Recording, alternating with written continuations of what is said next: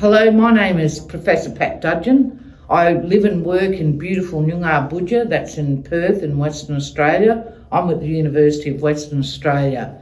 My people actually are from the Kimberley, so I'm from the Bardi people of the Kimberley.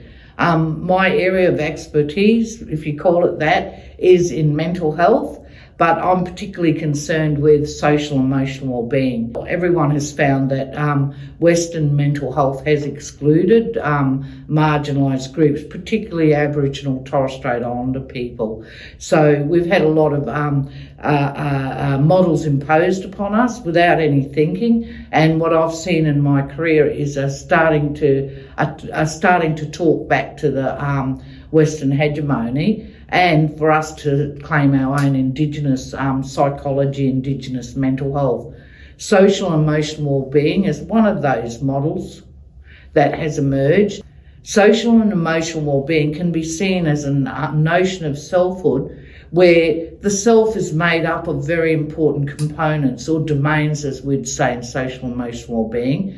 And there's the obvious ones, we are in our physical body, we do have a mind, and our emotions and thoughts are in that. But for Aboriginal Torres Strait Islander people, our connection to our family is very important and fundamental. So that becomes a domain in its own right as well.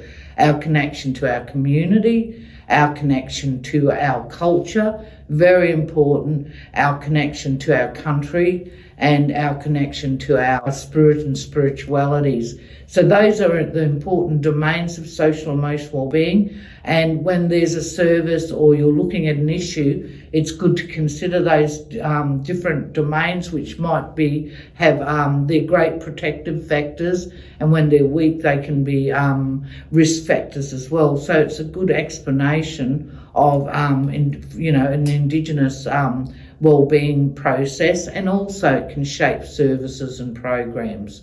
In the backdrop, however, importantly, with the social and emotional wellbeing approach is an acknowledgement of the history of colonisation that has happened for Aboriginal Torres Strait Islander people, and that's very important. And in that is our history of forcible removal of children, genocides, and having our lands and culture taken away, and now that whole process of starting to reclaim and heal from that process.